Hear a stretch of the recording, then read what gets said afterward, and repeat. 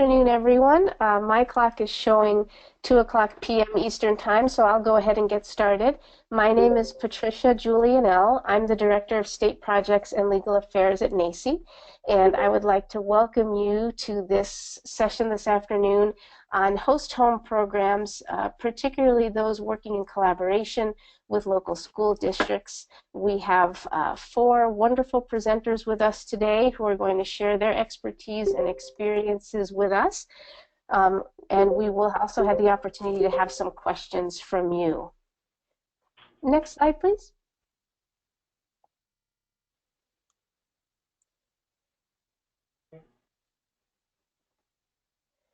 For those of you who may not be familiar with NACCE, we are a national membership association, and our mission is educational excellence for children and youth experiencing homelessness from early childhood through higher education. We do a lot of work on the issue of unaccompanied youth in particular through our local task forces, as well as our state higher education networks. And we've really been working on the issue of host homes going back many years. Our original publication in 2009, on which much of this presentation is based, called Housing Plus High School Success. It was inspired by 3 of our presenters today, so you'll get to hear from them directly. We really wanted to highlight the close relationship between these host home programs and the local school districts. As many of you know, in many communities, the local school district is the only agency providing services to unaccompanied youth in the community. And the collaborations that we've seen with host home programs and school districts working together have been so powerful and have yielded such stunning results for young people. We really wanted to be able to share those successes with our members and with people around the country who are providing services to unaccompanied youth. So the publication that I mentioned is on our website. We have a web page actually dedicated to Housing Plus High School Equals Success. That includes the 2009 publication, an update that we did in 2012 and 2014, and more than 50 documents from host home programs, from permission slips to data tracking forms to grant applications. So you don't have to reinvent the wheel if you're interested in starting a host home in your community. Next slide, please. I want to point out to you as we move through the webinar that you should have on the right side of your screen probably a control panel. There should be a materials tab in that control panel, and if you look under that materials tab, you will see a copy of the webinar that we're using today, as well as a file called Roadmap Consolidated File. And I will let our presenter, Beth McCullough, speak in more detail about that, but that's another file of documents that you can use to help start a host home program in your own community. So you're able to download those now if you'd like to, and you'll also receive a follow-up email later today that will have a link where you can download those materials later if you're not able to get to those now. In terms of housekeeping, because we do have quite a few people on the call today, we will only be taking written questions rather than taking them orally over the phone. So at any time during the presentation, you can type some questions into the chat box. We will stop at the end of the presentation to take those questions live, and we also may type some answers into the chat box to you. So just feel free at any time to type into the chat box. Do make sure that you send those to all, the entire audience or public, depending on what your control panel says, so that all of our presenters can have the opportunity to see those. And I will be keeping track of those and monitoring those myself so that we can make sure that one way or another we get your questions answered. Next slide.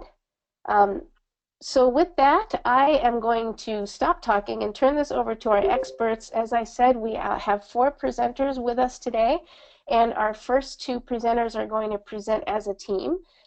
Kathy Scheffel is the McKinney-Vento liaison for Fairfax Public Schools, and Judith Dittman is the executive director of Alternative House. And if you guys would like to give some more introduction of yourselves and go forward with your presentation, that would be great. I'm going to make sure that I unmute Judith so that we can all hear her. Judith, you should be open, I think. Hi, can you guys hear us? Yes, that's perfect. Thanks. Hi, this is Kathy and Judith. Hi, I'm Judith. I'm the Executive Director of Alternative House, and Kathy and I have been working together on the Homeless Youth Initiative since 2009, and I've been here at Alternative House since 1995. So 20 years of working with homeless youth. And Kathy, I think you've been working with kids in public schools almost as long. This is my 15th year as the homeless liaison for Fairfax County Schools. And we wanted to give you just a little background on how Judith and I started working together with this particular project for unaccompanied youth. We at the school system were seeing just increased numbers of homeless high school kids on their own. And after trying to kind of look around and see what we can do to support them, we decided to bring everybody together to a gigantic meeting, I think multiple meetings actually, to talk about what the definition is of a homeless unaccompanied youth, what the numbers look like that we were seeing, what life sort of looked like for these kids, and then where we were running into challenges with housing and stability for those kids. And so as we all got together, we brought together anybody in our community that was working with youth and families, mostly youth. So we had, I think, pretty much every agency there that we could think of in our community. We're a very large community. We have 186,000 kids in our schools, so we're pretty big. And at the meeting, we continued to talk more and more, and we realized that what we really needed was to find a way to collaborate to provide safe and supportive housing for these kids so that they could focus on school and complete their educations. Part of what we... Yeah, are we one slide behind? Yeah. So this is our rationale that we shared with our community about the initiative and then understanding the needs that kids have. So we talked a little bit about why going to an adult shelter does not work for a high school student. And I think that we discovered that most of the folks in our community really hadn't thought this through. You know, they may be legally an adult, but they really had nothing in common with the clientele at an adult shelter. In fact, it was scary for the kids. It compounded trauma on the trauma they were already having with their homelessness. Some of our kids just wouldn't go to the adult shelter, or they'd go for one night and then they'd leave, and it created all kinds of challenges for us to try to keep them transported to going to school. So we had to talk a lot about why those adult shelters were not safe and not smart for our homeless high school students. Next slide. So one of the things that we figured out after we realized that we could start a program is that we needed to talk about how are we going to get these kids identified and how are we going to refer them to the homeless youth program. And so we worked with the Alternative House staff, and we worked with Judith, and we talked a lot about the role of the school and the school social worker and how to incorporate the staff of Alternative House into that work. And what we have now set up is that all of our school social workers are trained in understanding how to identify a homeless unaccompanied youth. They are well trained in what types of supports they can get through the HYI program. And then we have a relatively easy to use referral form that they fill out. They send it over to HYI, and then HYI sees the student at school, interviews them, and makes an appropriate placement for the student. So HYI stands for Homeless Youth Initiative, for those of you who weren't following our shorthand on that. When the young person is connected to us, usually through the schools, I would say 95% of our referrals into the program do come from school social workers or directly through the McKinney-Vento Liaison's office. We have a mental health professional who does an evaluation of the young person to make sure that they are safe to live on their own, that they may sometimes have undiagnosed mental health conditions, including things like depression. We had one young person who had actually tried twice to commit suicide, and no one had known about it. So the initial assessment picked up on that, was able to get him on antidepressant medication, which improved more than just his his safety, it also got him to where the point where he was wanting to get out of bed in the morning and actually go to school, which is critical to success. So the mental health professional fills that role. He or she also tries to get at what the young person is looking for in their housing. And then that is also continued by the case manager who is working with the young person. Each young person has one case manager who is their primary. We have 3 that staff the program, and the others can serve as backup. It's really critical, I think, to get at what the young person needs. We have a variety of different housing models that we can use, and it really depends on the young person as to which type we access. We have a home where we have 4 young women who live together with an older, we call her a residential assistant. It's typically an older student who monitors and makes sure that parties don't happen and that people go home at the appropriate time.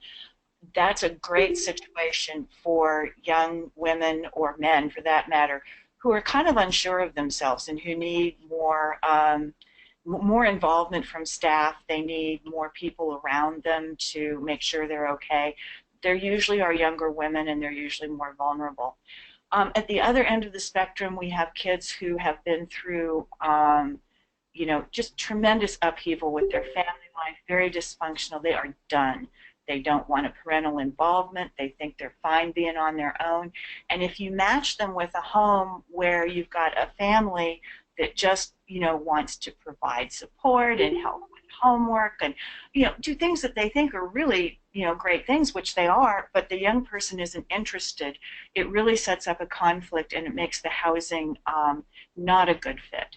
And this is where the school social worker or someone from our office comes in to help with figuring that out. So we may have information that is not so apparent in the assessment, and we communicate with the staff member from Judith's team that is working with the student to make sure that we're doing an appropriate match for the student.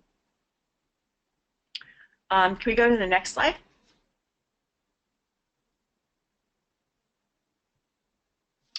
We put out the flyer for this so that young people would I'm sorry, wrong slide. This was a slide that we put together to recruit host homes. When we first started the program, we had hoped and thought that we would get a lot of people who would like to take a young person into their house and help them finish high school the same way you would say with a foreign exchange student. What we found was that there weren't as many as we thought. And the ones that we did have tended to live in very affluent areas of our county, which is fine, except that those areas don't have public transportation, and they don't necessarily have a shopping center right next to them. And so the young person who's in the house can end up feeling very isolated. They don't have any employment opportunities. They don't have any way to get to classes. So it's not a good fit for most of the kids. Most of our students that we are referring to these programs are 18 years old and older. I noticed that some people were asking some questions about that. And occasionally, I don't know if we've ever had a younger student. I don't think we can. We've had 2 17-year-old girls who lived in our house in Vienna, and their parents actually signed the program. They gave their parental consent for them to participate. So occasionally parental consent for a slightly under 18-year-old, but most of them are 18 years old and still in high school. Surprisingly, most of them actually in the program also are juniors. A lot of times the family background has included homelessness as a family, and or they may be English as a second language students, and so they tend to be a little bit behind what would be considered the normal trajectory or age for graduation. So 18 usually when they come into the program, 20 when they exit. We do the next slide. So we already talked about the house in Vienna for girls on Janet Lane. Supervision is 24 hours a day. And the therapist does remain pretty involved with those young ladies. Next. So the rental subsidies, I talked about our host homes and our idea that we would have people volunteer to open their homes. And we do have some, and we do have some that have been successful, yes. Unbelievably successful, where they've continued to support the student on into college in a couple of instances. So it's not, I would never rule that out as a model. It tends to work better for a student who wants a family. They want someone to ask about their homework. They want someone to provide meals, and they're willing to remain engaged with the family. What we've had a lot more of is host home rental subsidies, where a young person has already either found a family that they're living with, but the family can't afford to keep them without some sort of stipend, or we will find, usually working through the faith community, someone who will open their home, will open a room, but they can't afford to do it all for free. So the average subsidy is about $350, which, depending on where you are in the country, may sound like a lot, but here in Fairfax, our median price for a one-bedroom apartment is $1,600 a month. So a lovely room and bathroom and all of that for $350 a month is quite a deal. But it can really make the difference between a young person being without any sort of housing and being able to remain and or find a place that is appropriate. We try, if we can, to locate the young person next to their school. It's easier on them. If they've lost all of their home family support, that support that they're receiving from teachers and their friends, they frequently have a job in the same area. It just makes it easier. It also is a break on the school system on providing transportation costs. Yes. So that's the primary model that we're using for host homes. Alternative House also does have several apartments that we lease where we can also pair up young people as roommates if that is the best method of getting them housed. And the students do very well in this rental subsidy program. We've had very few issues with our kids not doing well. We regularly meet with the Alternative House staff to work out any issues that might come up. We could go to the next slide. And we really do case management with these kids as far as making sure that they're doing well in their subsidy, that the host parent is doing well with having the student live in their home as well. So next slide. So working out these barriers has really not been as challenging as we thought it was going to be. We have 2 members of the staff from the Homeless Liaison's Office at school meet with Judith's staff every week. They staff every case. They look at all the students and figure out how are they doing. Are there any academic needs? Are there any emotional needs? Are there mental health needs? Are there financial needs? Are there legal needs? And make sure that the kids are getting what they are looking for. So we don't have duplication of services between the school social worker and the staff at Alternative House, but we do a lot of working together to make sure that we're looking at the whole student and all the needs that they might be having, not just what's going on at school or not just what's going on with the housing. Yeah, the barriers, we've actually had very few barriers between our staffs, which is I think which is really nice because there's often different cultures between school systems and county systems and nonprofit systems, but we really haven't had any issues working together in collaboration on this. It's understanding too where the other group is coming from. The schools tend to have a lot more bureaucracy around legal documents and this and that, and we as a nonprofit need to recognize that and work with it. And I think Kathy's been brilliant at realizing the culture of a nonprofit and trying to cut through some of those bureaucratic barriers that exist in large organizations. And Fairfax County Public Schools is huge. Other barriers that we face can face convincing landlords to rent to us. We actually hold the lease on a couple of properties, but it almost always is the young person who is signing the lease with a 30-day out clause on the part of either party. We do visits at least once a month to make sure that the property is livable, haven't changed, that the student's still safe. And before they ever go into it, try to take out as many barriers as possible by sitting down with the student and with the person they will be renting from and making sure they're both on the same page.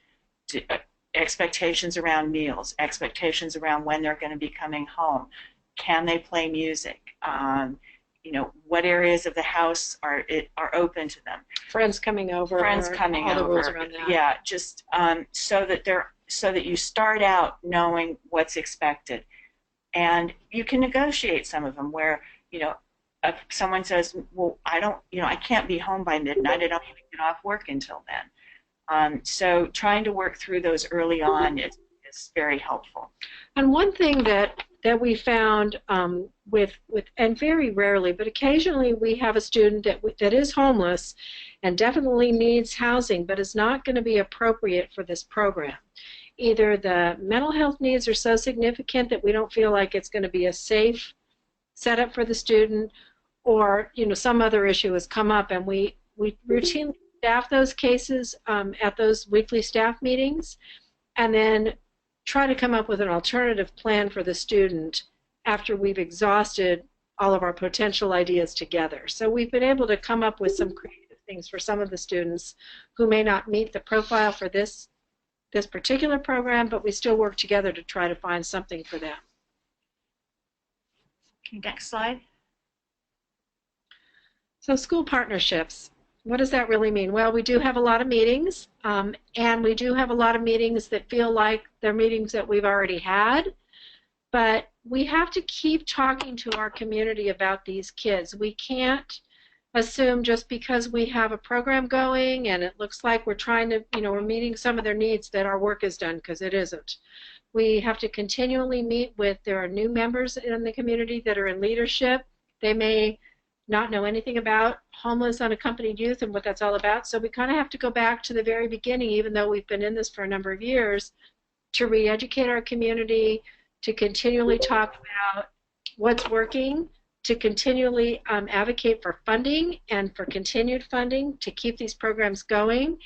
And it seems like the longer we're going, the better it's getting as far as people realizing, oh yeah, those kids are getting served now. But it doesn't mean that we are serving every student, and it doesn't mean that we still don't have needs for kids that we haven't met yet.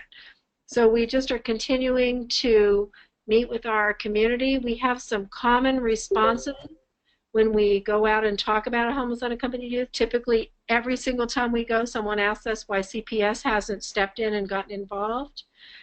And we explain about the CPS threshold for opening cases. We talk about the age of these students. They may be outside of the age range for Child Protective Services. Most of them are.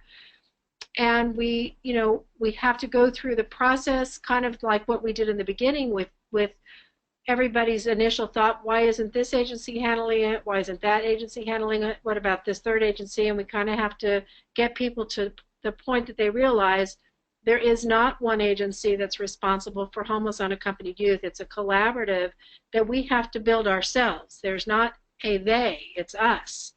And we have to figure out how to serve these kids in our community.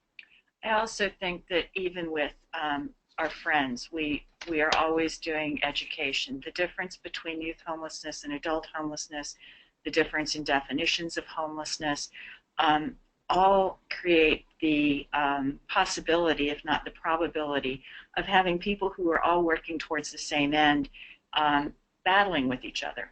And that's not obviously what we want to do, and so we go to a lot of meetings to iron those sorts of issues out as well. And we handle the issues as they come up. I think that one of the hardest things is we get together with a large group of people and they have a lot of hypothetical questions. What if this? What if that? What if this happens? What if that happens? And we really try to get back to, let's talk about individual kids and what their individual needs are and handle this stuff on a case-by-case basis, because we could get very caught up in all the what ifs and it will immobilize our growth, and slow us down as far as being able to come up with ways to serve the kids. So let's stick to the issues as they come up, and we'll problem solve on a case-by-case basis with our students. I think that concludes our presentation. And I've been seeing all these questions pop up on the side screen. And rather than interrupt it in the middle of all of this, I'm starting to get distracted reading the questions, as Barbara has said. Be happy to answer them at the end.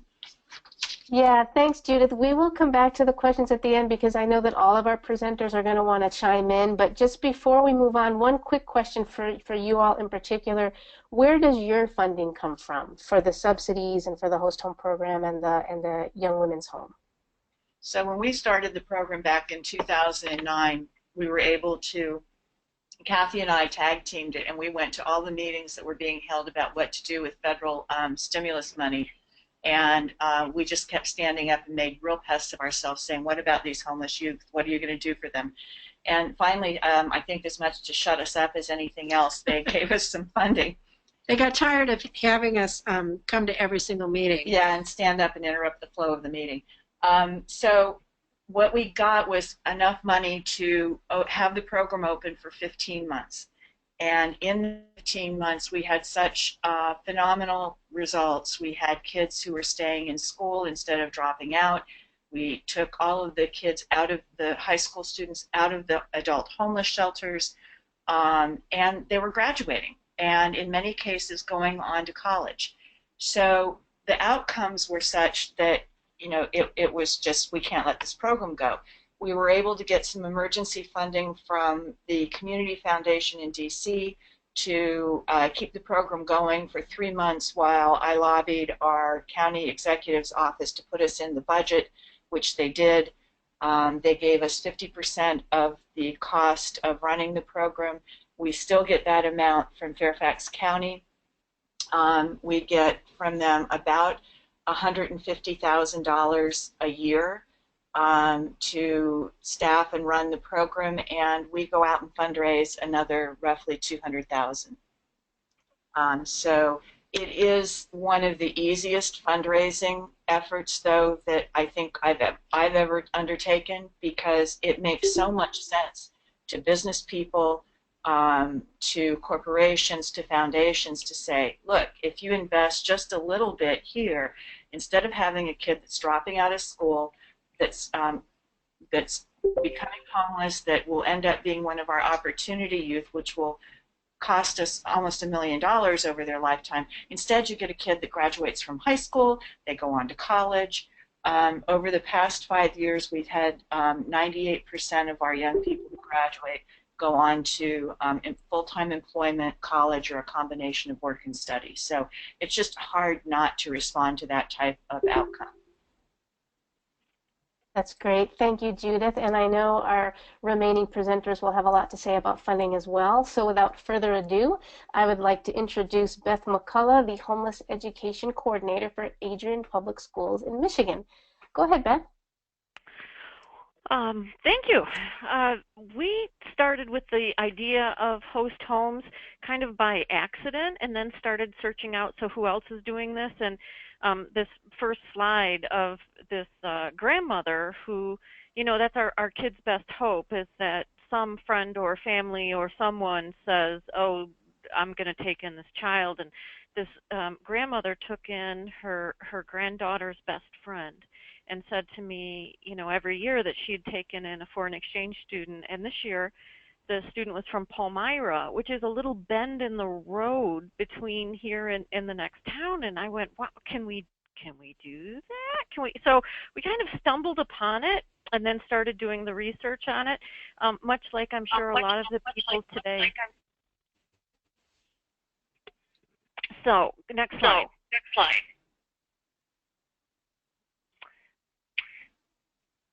One of the things that became very important was that we identified the problem. And I'm kind of a data hound. I need to have data. So I use data as far as numbers are concerned, as well as the stories are concerned as well. So when I say we have 700 homeless kids and 272 of those are homeless on their own, that's one type of data, but I also need the stories to go with it. So I started telling the story. I love the comment that you stood up in meetings and disrupted the flow of meetings, because there was a lot of that saying, but what about these kids? But what about these kids? Really doing a community needs assessment. What are the resources? What are the holes? Who already is working with this population? Knowing what committees we needed to pull together, because we found a lot of organizations that saw bits and pieces of this, and again thinking somebody else should do something about it. And really it was the school that took the lead and said, we're identifying these students. They're not just showing up at adult shelters and being turned away. We're identifying them and trying to keep them in school. So that was our initial first step, was really identifying the problem and making friends with the media, with our newspapers and our radios and organizations that really got the word out.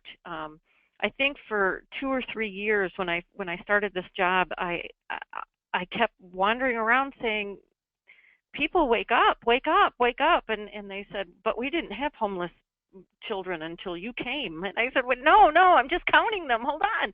So, you know, there's that wake up call that I think has to happen in a community to get the support that is needed to put together something like a host home program. So next slide. These are the people that we put together and formed a homeless youth committee that was very specific for the needs. In fact, this homeless youth committee has had a lot of different programs come out of it, but the host home program was one of our programs that came out of it. And we really needed Child Protective Services. Somebody asked about that earlier. Shouldn't CPS be doing something? So we invited them to the table and said, so tell us when you can take a case and when you can't take a case, and tell us, you know, some of the referrals that were being made, the reports that were being made, weren't even getting to our local CPS. And so having them on board became really important.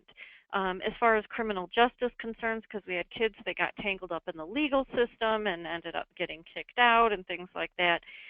Mental health, of course, being a big one. Our runaway and homeless youth contractor became huge because that was our 24-hour hotline that we could use, so that when we placed these children in homes, that the family and the youth both had a 24-hour number. So we used our runaway and homeless youth contractor for that as well. Our shelters, because we looked at some of them as you know, are they going to be able to take people or not? So the name of our program is called Roadmap to Graduation. And really the first thing that we had to do when we did some research and came to understand the host home concept was to find a community partner that could be the fiscal agent, that could be the lead agency. And I went to Catholic Charities in our area for a couple different reasons. As I was in the media saying, this is awful, people, wake up. Do you know that we have these kids? And here's a story of a kid living in an abandoned building. And here is a story of a kid living under a bridge who's 17 years old. So here are the stories, here are the stories. Catholic Charities came forward and said, we need to be a part of the answer. They also, in our county, are one of the foster care contractors. So I knew that they had a child placing license, and I knew that they had the ability to check out a home. Not that we license our Roadmap to Graduation homes as foster care homes, but they do the background check and they do the registry check, and they go and do a home visit and say, yes, this is an appropriate place. They don't have to measure the window openings and things like that like they have to for foster care homes, but they need to say, with due diligence, yes, this is an appropriate place. So I went to Catholic Charities, and all I had was a $5,000 grant that was going to help with stipends to these families. I had no money for casework, and I'm saying, I want you to recruit homes, and I want you to screen homes. I want you to do casework every single week with these homes to problem solve as things come up. And we have these community partners that can help, but I need you to be the fiscal agent. And they said, the director looked at me and said, Beth, why would I do that? Why would? And I said, you can do that or take Catholic out of your name. And she looked at me for a second, and then she laughed, thank goodness, and said, okay, we need to look at this. And really, a lot of the funding has come from the fact, I didn't realize it at the time, that I was going to Catholic Charities, and so we had faith-based funds that became available at that point. So I'll talk about funding in a minute. So finding a community partners. We don't call it host home, we call it mentor home, and that was a licensing issue, and somebody had asked about licensing. We spent many hours on conference calls with the Michigan licensing board trying to figure out how to keep, we don't want to endanger their child placing license. We want to utilize it. So how do we do that with homes that aren't licensed as foster care homes? And the licensing director said, really what you're talking about is mentoring kids. And we said, yeah. And he said, you're mentoring them 7 days a week, 24 hours a day. And so we call them mentor homes, and we really focus on that mentoring issue. Next, all right. We focus on seniors on track to graduate, because if I have a 17-year-old that has 3 high school credits, I'm probably going to look at Job Corps or another shelter in another area. But our seniors on track to graduate very often can't graduate elsewhere. So we really focus on those kids because we're asking for a 1-year commitment from the host home. So we have on occasion done juniors, but we look at seniors on track to graduate 16 to usually 18, 19 years old. But the 17 is the age really that most of our kids are 17. Okay. If they're, like I said, 17-year-olds, we have a power of attorney paper drawn up that the parent needs to sign. And just to talk about that for a second, the power of attorney does not change guardianship. It does not change custody. And we tell parents they are still responsible for their child. But very often, if they're not getting along with their child, they're very willing to say somebody else take them. There certainly have been times that Child Protective Services has strongly encouraged that a parent sign a power of attorney form for the roadmap to graduation or face neglect charges. So there's some strong encouragement. There have been times when we've had 17-year-olds and we don't know where the parent is. That the last known address was somewhere in Texas. And at that point, we have been able to use probate court to basically sanction the roadmap agreement. And so we've been able to kind of deal with all of that. Somebody had asked about minors. And the vast majority of kids that we've had in the roadmap program have been minors. So we've had to negotiate that whole piece with the power of attorney form and with Child Protective Services and with probate court. And we usually get good cooperation with that. Next. Recruiting. Somebody asked about recruiting homes, and I'll tell you and I didn't realize it when I again went to charities about it, was that they had what I call old foster care homes, people that have been foster care for some time, have been great foster care homes, and for whatever reason got disillusioned with the court system maybe and said, we've had this kid in our home for, 2 years and they were returned and ended up being abused again. And they say, that's it, I'm done, I'm washing my hands of this. And some of those families that were not willing to be foster care homes anymore really liked the idea of roadmap to graduation because there's no court involvement with it. It isn't that the judge is placing this child in this home. They don't have to go to court hearings. So it's a whole different feel than foster care in that sense. And we've had some really seasoned foster care homes that are just really great people who make great roadmap homes. There is a monthly stipend. Right now it's $300 a month. And we get that from, and I'll show you kind of a whole list of people that we've gotten funding from. Here are some of my funding. Rotary Kiwanis, we've had them like sponsor a kid for a year. So the Rotary Club might say, I agree to 1 year, and Kiwanis might, and so forth. Faith-based funding. I'm Catholic myself, which is why I can talk to Catholic Charities that way, but I was sitting in church one day and there was a faith-based appeals, and one of the things that came up was an interview from one of our Roadmap to Graduation kids talking about how this was the difference between graduating or not for them. And I sat there because I didn't know that this kid had been interviewed and so forth. It was like, it was a real pull for some of the faith-based funding. This program really does show well when you're asking for funding. The concept of mentoring, we found mentoring funding. We have individuals that do contributions that make a pledge of giving $100 a month. Dropout prevention has been something recently that we have been able to pull money in from. Suicide prevention, because, and it's certainly one of the screenings that we do with our mental health professionals, that suicide prevention. I've had quite a few of our kids that have made attempts while they did not have a place to be.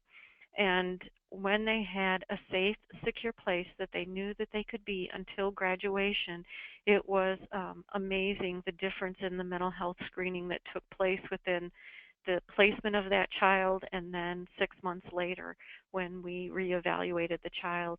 LGBTQ groups we've had, because we've had a number of kids that have been kicked out because of disclosing their sexual identity, and we've had some of those groups that have offered funding to us as well. So those are just kind of a sampling. And notice none of those are HUD. I'd really like to look at this being a transitional housing program through HUD, but we'll see where we get with that. This is just some of the slides that I included when we talked about funding. When I go to Kiwanis and ask for funding, and those, I mean, if we look at the cost of what happens when we don't do this, this is the cost of teen pregnancy. It's kind of really expensive. Got to take care of those girls and their babies, but it's costly. And our kids don't tend to get pregnant. We've never had anybody that became pregnant while they were in a roadmap home. Now, I'm saying that today. Who knows? This year could be the year. But at the moment, that's really been nice 9 years in. We have had a couple of girls that were pregnant when they came to us, and so we have had roadmap babies, but it doesn't happen while they're in a roadmap home. So that's kind of nice, and I talk about that. And the next slide, I think, is again a cost issue. What does it cost of dropping out? This is just some of the, it continues to kind of go and go and go. It isn't just the immediate cost of when our kids drop out of high school. If we look at the cumulative costs, it's really quite amazing. Next slide. Then this is the cost of one student for Roadmap to Graduation. And our next slide. I think there's one more. This is our success rate.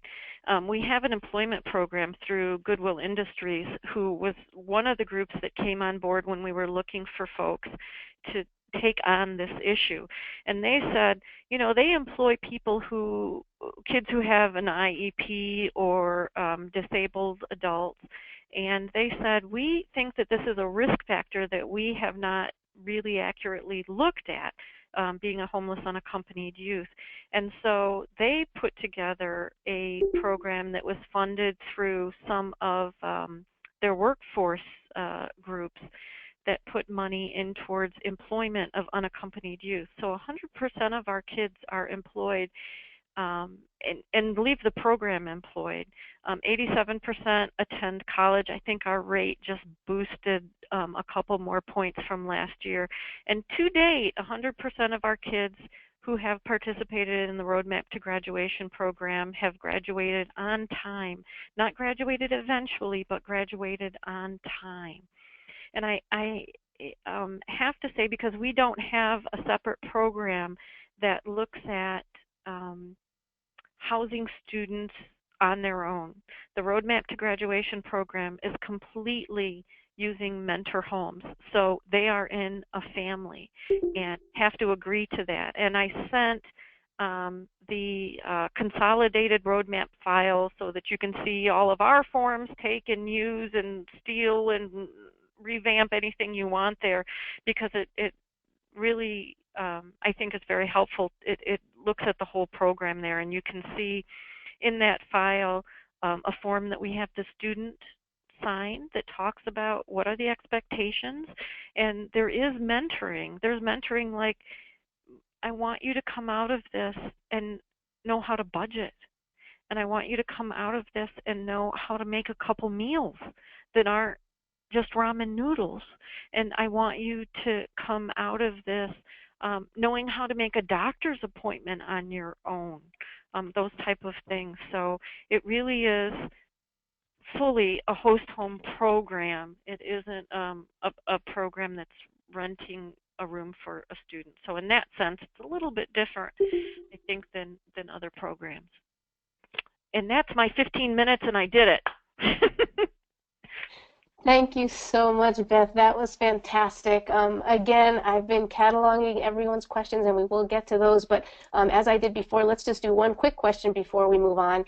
You spoke about, Beth, reaching out to those former foster homes, and we had a couple of follow-up questions there around recruiting your mentor homes. I know that oftentimes we try to use homes that young people have found for themselves and strengthen those support networks that they've chosen. But when you're out there trying to recruit homes, where do you do that? Where do you look, and how do you do that? I'll tell you, that happens for us. It happens naturally when I'm out talking. I have Kiwanians that come up to me and say, I want to do this. When I am out talking to a women's group, I will have people come up and say, you know, I've got a spare room. Can I do this? And I'm like, yep, you need to call Catholic Charities and get yourself cleared so that when we have an emergency situation, we have a home in that area if at all possible. We have during Homeless Awareness Month, talking about unaccompanied youth as one of our priorities with our school folks. So I have teachers that come forward. We haven't had situations where I have kids that need a home and I don't have a home for them. I have people that step forward, I think because it's somewhat time limited, and they know that they're going to get support to do it. So in that sense, everywhere from church groups to service groups to my education groups, you know, I'm talking about it everywhere I go, and we always need homes. I feel sad when I have somebody that wants to have a kid and I don't have a kid for them. And I'm like, it doesn't work. I don't know when I'm going to have, I don't know sometimes you know, when that crops up, when I need a home for a kid. But we right now have more homes than we have kids. So I don't know. I think it's an easy sell. Well, with the kind of results that you've been talking about, it seems like it would be. So thank you so much for that. We're going to come back to more questions, but first I do want to move on to our final speaker, who is Stacy Strasser. She is with the Strong Families Action Team, which is part of the Laramie County Community Partnership in Wyoming. So Stacy, you can go ahead. Great. Thank you, Patricia. I am Stacy Strasser. I am the co-chair of the Strong Families Action Team, in which we are doing the Unaccompanied Student Initiative. And we started as a Homeless Youth Initiative, and we received a lot to build a residence from the city. And we came across a lot of not in your backyard, and a lot of it was focused around homeless and youth. And so we decided that we wanted to at least get in the door with people. So we've changed our name to Unaccompanied Student initiative, kind of hoping that that would allow us to get our foot in the door and not have so much fear come up right away. We implemented our host home program last year, starting school year, and our host home program is a little different than others because of our Department of Family Services and some regulations. We partnered with Catholic Charities of Wyoming pretty early on, in which they house our host home program for us. And so it is a Catholic Charities program. They provide case management for our youth. And so it is youth initiated. Due to our regulations here in Wyoming, we cannot place a child under the age of 18. Otherwise, we have to go through licensing, and it has to go through Department of Family Services. And it's really difficult to get 16 and 17-year-olds even into the system if we wanted to do that in the first place. And so we do a youth initiated. So most of our youth that are experiencing homelessness are couch surfing, which most, I imagine, yours are as well. And so we allow the youth to identify who their host home would be, so we are not doing any kind of child placement. And we focus on that youth as far as case management. So Catholic Charities has a social worker that works with life skills, works with that host home family if it's needed, and just really stabilizes that home that has already opened up and already has a connection with the youth, to provide that stable housing until that youth can graduate high school at least. We do provide a stipend. It's small. It's $150 a month, and part of the program is that a small portion of that the youth must give to the family. So the family doesn't receive it up front. Our youth receive it. That way we keep it very clean, that we're not outreaching to the host family as far as placement. And so we give the $150 to the youth. The youth then turns a little bit of that over to the family for so-called rent. And that does two things. What we found is our youth actually feel really good being able to contribute to the families. And then it also opens up our food stamps for the youth so that they can go and under themselves apply for food stamps and be able to receive that. So that's kind of our host home program. Next slide, please. And again, our funding, Catholic Charities can bill Medicaid for the case management. And so that is sustainable for us. And then for the stipend, we went to Cheyenne Regional Medical Center. So our community hospitals, they, under the ACA, have to provide community benefit. They have to provide some funding to our community. So we went to our community board and applied for a grant, and they provided that to us because we can show that homeless youth are at risk of being high cost to our hospital. So they were more than willing to give us the money to provide for those stipends. Next slide. So for our unaccounted student initiative funding overall, we also provide some emergency funds. So if our school district homeless liaison receives a call that a child is homeless on a Friday, we can put that child up into a hotel or a youth into a hotel for the weekend until we can develop a plan. And that money comes from the Catholic Diocese. And then we have our host home programs that we get the money from Medicaid along with the hospital. And then we are building a youth residence, and we are receiving money for that through private donors, United Way of Laramie County. We go to the banks because also the banks have to give so much money to our community. And so we have been doing a lot of outreach to our local banks and our credit unions, because our credit unions are really supportive of what we're doing. We received some money from CDBG in regards to our build. Women's Civic League is providing furnishings for our residents along with some money just to support our unaccompanied students altogether. And we've looked into foundations that are going to be providing us money. And again, of course, Medicaid is huge for our case management of our youth. Next slide.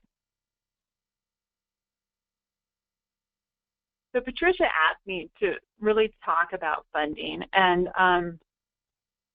that's one of those things that, you know, I think is really difficult in any program that you're doing. And what we have found, especially since we changed our name and we've went through that not in my backyard, is that we had to educate our community. And I think we've been hearing that throughout this webinar, is that you have to go and tell the story. You have to go and let them know that, yes, you have youth in your community that are experiencing homelessness. And so after our big ordeal with our neighborhood issue, and we had to return the lot to the city, we did an informational dinner with key stakeholders in our community.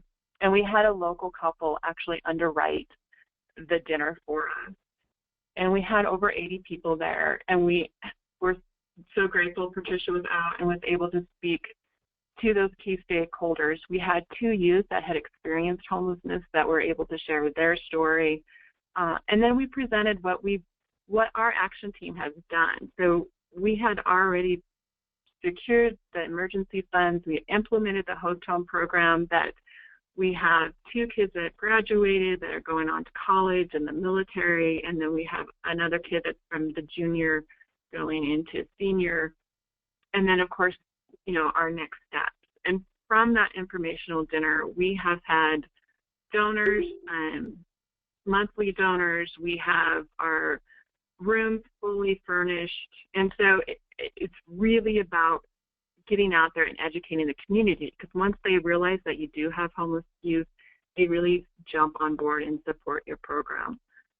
My donor that underwrote the dinner, she calls it her children. It's our children. It's my children. And there's no way that we're going to have any children in Laramie County that's going to be homeless in the next 5 years because of her drive. The other takeaway was working with Elaine, was to ask your private donors. I do not have the money to hand over $10,000, in which Elaine does. And so talking to her about what looks in your media, what looks in your marketing, what do they want to see to be able to write a check, a big check, to hand over to you in your project. So budget and marketing material is something I've never done before, and Elaine and Chuck were very clear, put that into your marketing. They need to have ownership of the program. Our Strong Families Action Team, we're all volunteers, and that has been a little, it's really good, but it's also a barrier because some of the high donors want to know that the volunteers just won't go away and there's someone that owns this project. Transparency, they want to know where the money is going. And then list of options. When we had the dinner, we left envelopes on the table, and so that they could put a check in the envelope, or we had options. We have people that are running our database now for volunteers. We have people that will do mailings for us. So I have a woman that works at the radio station and is taking care of all of our media, PSAs and all of that. So ask what their strengths are for volunteers, and that they can provide that as well. And I guess the final takeaway is just make the ask. When we were at the NACCE conference and we were talking about funding, it just goes back to having the conversation and asking for what you need, because when they hear the stories, they hear the numbers, they're willing to support our unaccompanied students. So that's it, Patricia. Thank you so much, Stacy. I appreciate that. We're going to get to some questions, and as I did with our other presenters, let's go ahead and start with one for you, if that's okay. You were talking about how in your program you provide stipends directly to the young people. I know other programs do their stipends a little bit differently, so anybody can chime in, but maybe, Stacy, if you don't mind starting, for that stipend, are there certain actions or expectations on the part of the student that stipend is contingent upon? Do they have to go to school or get a job or do certain things in order to get that stipend? For our program, they have to be in school. They have to be attending high school. and they obviously have to live in our community. We had 2 youth that moved out of our community, and so of course we had to disenroll them, but they have to be going to high school to get that stipend. I'm going to go ahead and unmute you, Judith, so you may have to mute yourself if we get a lot of feedback, but I want to make sure that you and also Beth can chime in to any questions that you want to chime into. So anybody feel free. Oh, yeah, that might be feedback from you, Judith. So anyone can feel free to answer the question about the stipend. And we also had a question kind of related to that about case management. How often do the case managers visit the homes? In our neck of the woods, they visit as often as they need to. So it's a minimum of check-in, a minimum of every other week, and in some cases it's a check-in every other day. So it really depends on the young person. If we've got somebody who's stable and who's sailing along well and they're doing well in school and they're, don't have any problems with their housing situation, then we don't need to be there as often. But we do check in, as I said, at least every other week, and an in-person visit at least monthly to make sure that the housing is still safe.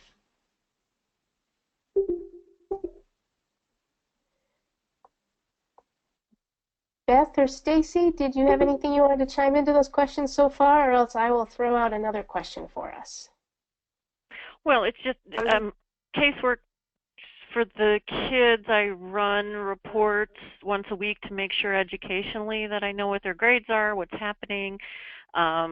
So whoever the homeless liaison is in the district where that student is running weekly reports. There's like a different level that happens with our roadmap kids. Catholic Charities checks in with the families once a week unless there's something going on, and then we need to come together and we have team meetings and so forth. But it's basically weekly for both kid and family. This is Stacy. It's really individual, but our Catholic Charities meets with the youth at least once a week. Great, thank you.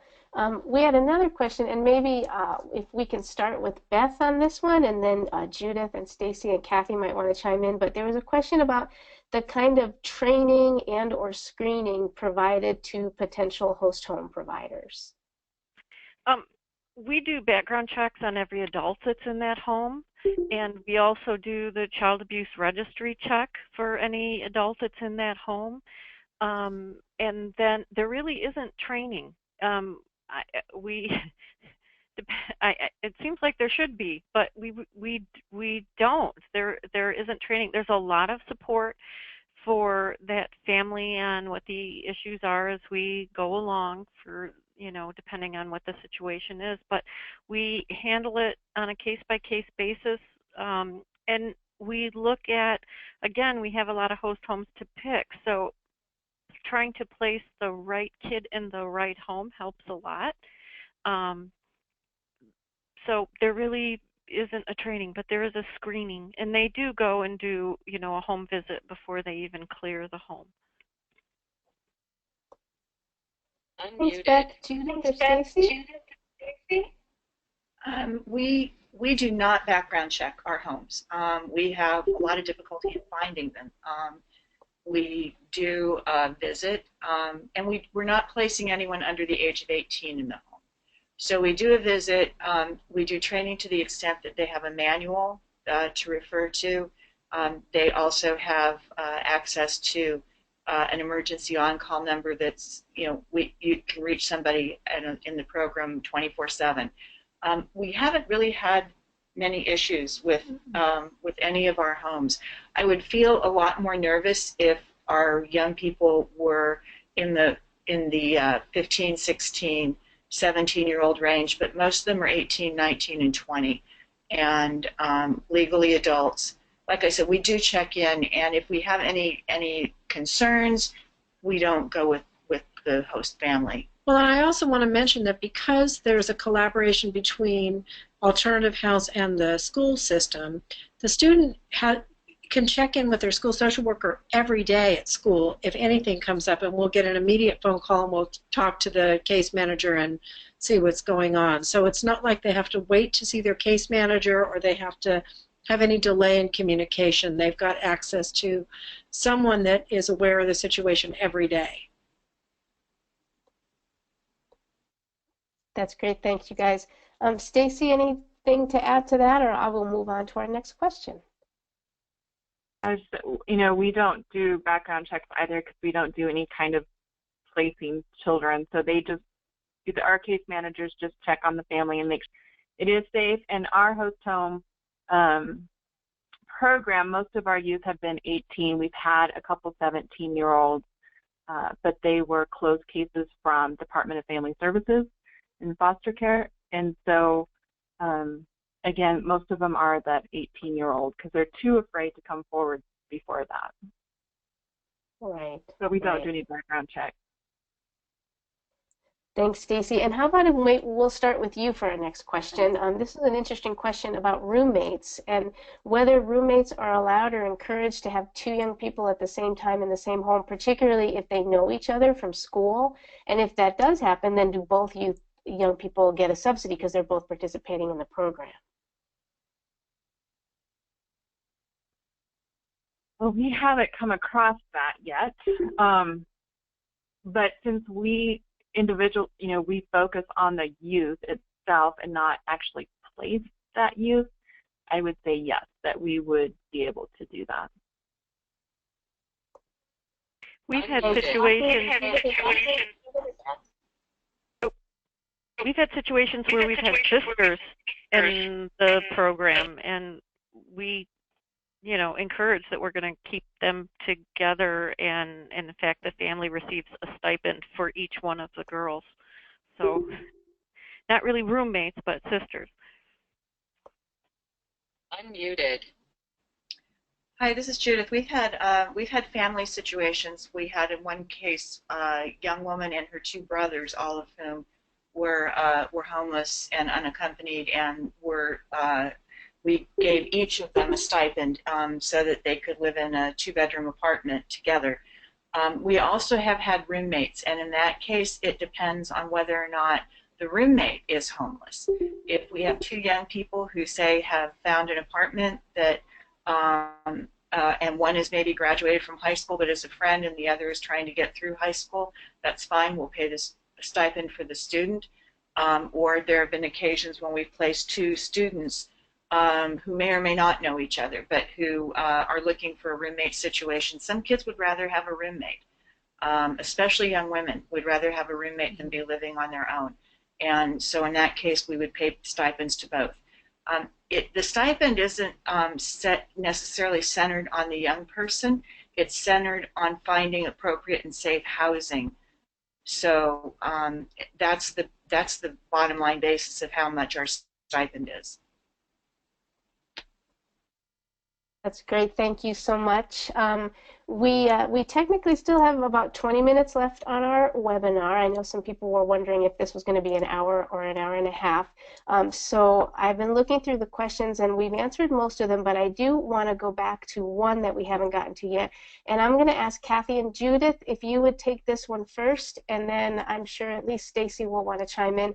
And the question is, we've been focusing on host homes, but what about kind of a family home or boarding home model? And I know Alternative House does have a young women's home, so could you talk a little bit about how that works, how you make decisions about what program might be the best program for particular young people, and sort of what that program looks like?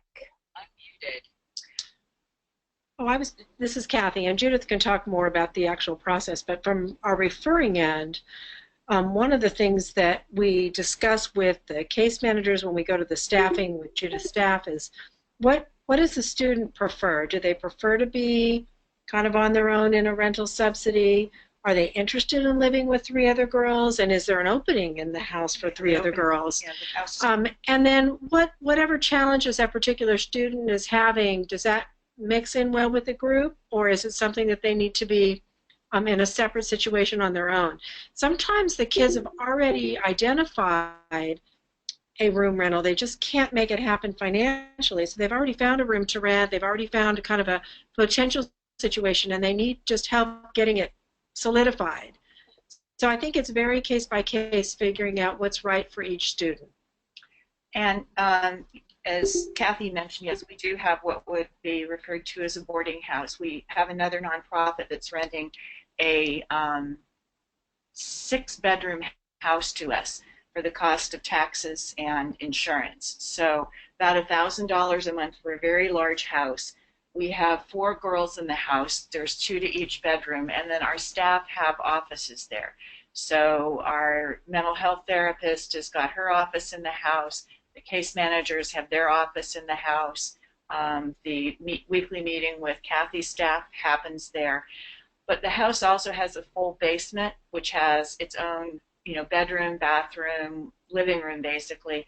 And we find an older grad student, usually someone who's returning to school or who's working on their master's, who in exchange for a $500 a month stipend will live at the house and will provide supervision 24/7. For 18-year-old girls in a house is going to work sometimes, and sometimes it's not. And so having somebody there who's a little bit older and can help them negotiate is very helpful. It also, as I mentioned before, it also tends to be the place that we will look to put our most vulnerable young women, the ones who may have, we've had a couple of girls there who have been in hiding from their family, escaping arranged marriages. We've had girls who have maybe had some more mental health issues stemming from the trauma they've been experiencing, and they just have more staff support in that living situation. Because of the 24-hour resident assistant availability, I think some of our more vulnerable students do better in that. Yeah. Thanks, Judith and Kathy. Stacy, would you mind talking a little bit about the home that you're working on? Sure. So each year for the past 3 years, our action team has put on a youth resource fair. And during the fair, we asked the youth to fill out a survey. And we also had a youth task force asking them, what would they like to see as far as housing. And they've identified the host home program and then kind of like a group home, a residence. And through the youth task force, it was very clear that some of our youth just wanted a home that wasn't necessarily connected to a family, but they could have a little bit more independence, but they could still have a stable place to sleep when it was time, and so they could focus on school and work. And so we have been working on building a youth residence. We finally got another donated lot, so we'll start that build in January.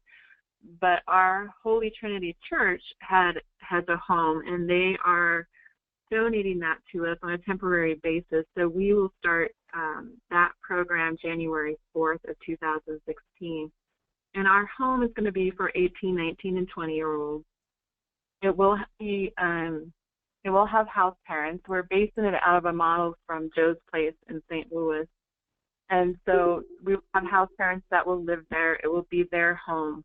The youth will come in Sunday night, and then they leave Friday day, allowing the house parents to have a break. And then we will make sure that that youth will have a family member or a friend, or we will connect them with a host family. Since they are 18, we don't have to worry about Department of Family Services rules and regulations. We will connect them with a host family so that they have a connection to the community, because the house itself will only be there until they graduate high school and make that transition to the next step. And so we want to make sure that they have a place for Thanksgiving or for Christmas, or if there's another crisis in their life, they have a family that they can go to. And so that's going to be ours. We haven't identified right now. We're looking at our need, if it's going to be a boys' home or a girls' home. But it's pretty exciting that it will house 3 to 4 kids, and we're just starting that process. So stay tuned to see how this goes. Thanks, Stacy. And can you tell us what's the average number of youth that you are working with through your host home program? And then once you have the house, what will be the average number of youth? Our host home program right now, we have 6 youth. And then our home will have 3 to 4 youth in it. Last year, our homeless liaison identified 39 unaccompanied students, and the year before it was 56. And so, we're only going to be serving, maybe a dozen.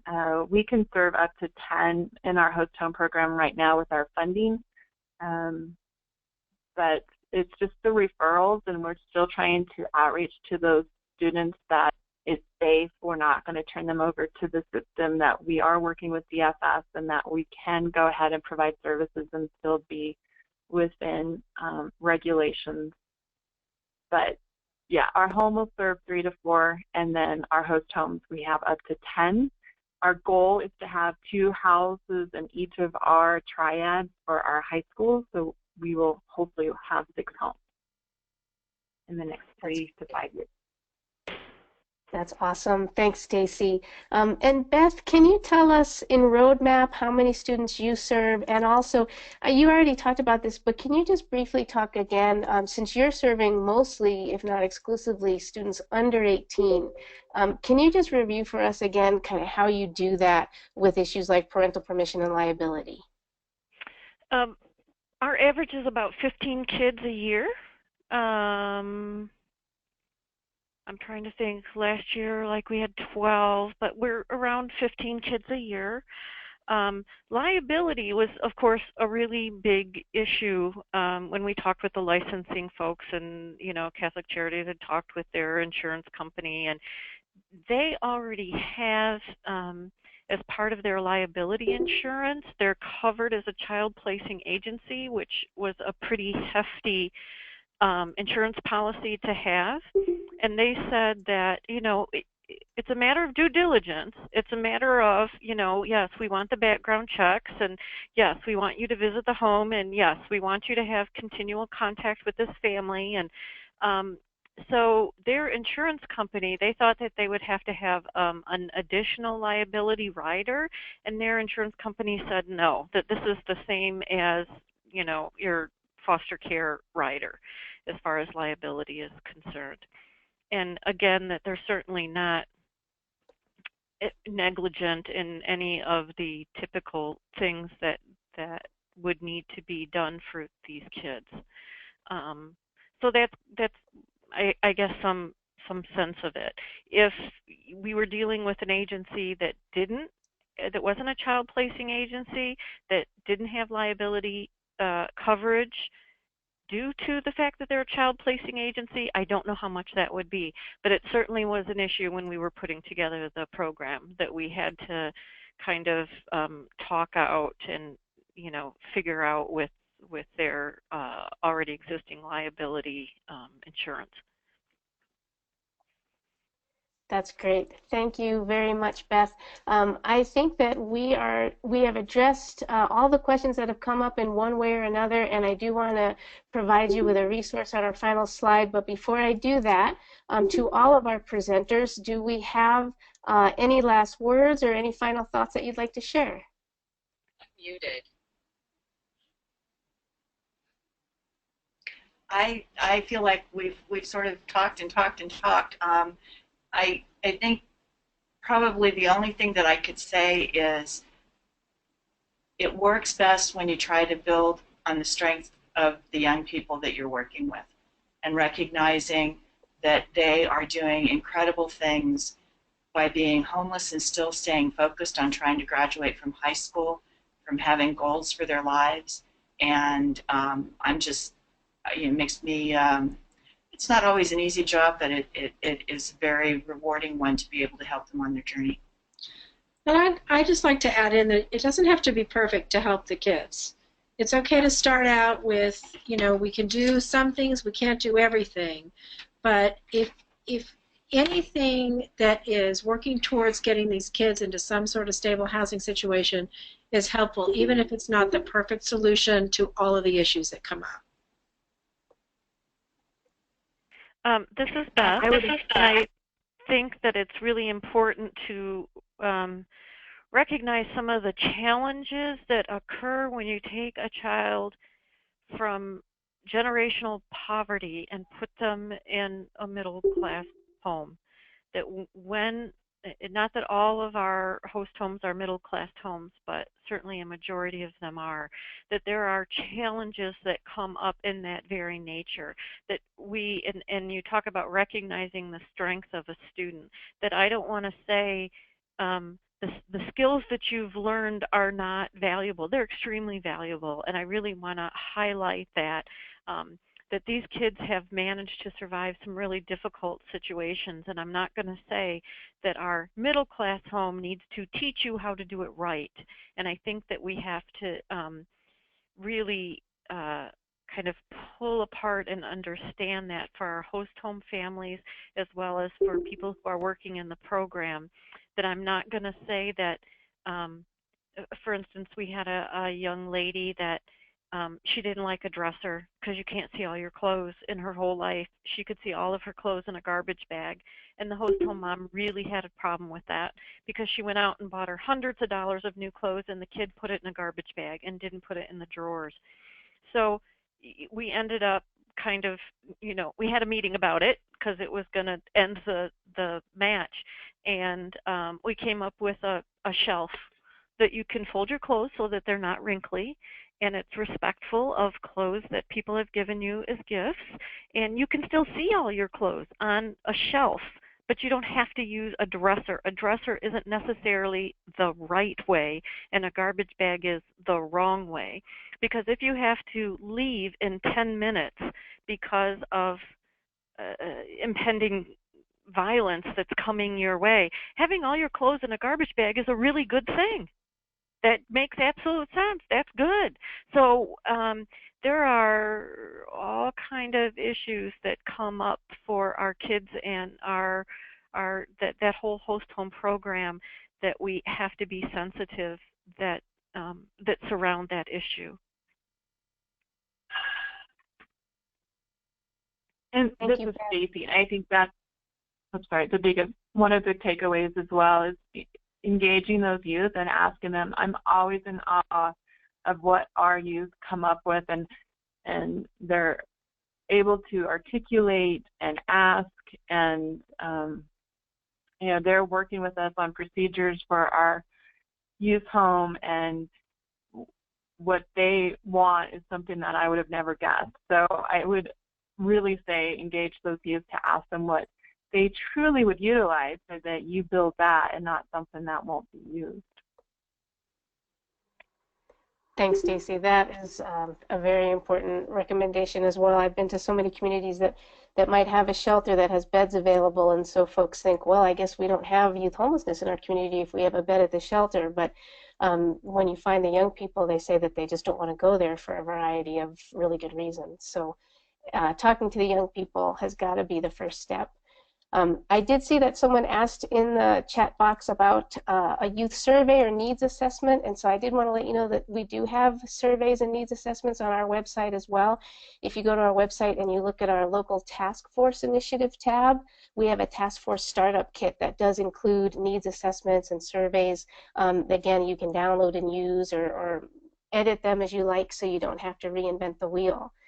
And I think at this point, if we could get to our final slide, I just want to point out a couple of final resources to you. As I said before, everyone will receive an email later today with a link to the materials, so you'll be able to download those and share them as much as you like. Also, we will archive this recording on our website, and again, on our website you can access the publication that we have on host homes, which has information on Judith and Kathy's program. It has information on Beth's Roadmap to Graduation, as well as several other programs around the country. And I will go ahead and put that link in the chat box for you so that you can even just go ahead and click on it and access it immediately. Give me 1 second. I will paste it in. There we are. And with that, I want to thank Judith Dittman, Kathy Scheffel, Beth McCullough, and Stacy Strasser for being excellent presenters today and for the terrific work that you're doing in your communities to provide housing for young people. I remember when I was at the event that Stacy talked about in Wyoming a few weeks ago, she got up and she said, you know, this is not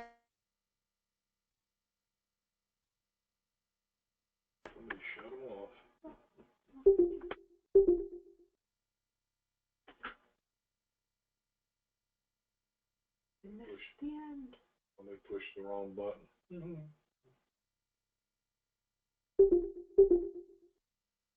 Tried to get it back, but Hey there, it sounds like Patricia might have gotten cut off, but thank you all so much for attending, and she will follow up with any additional questions via email.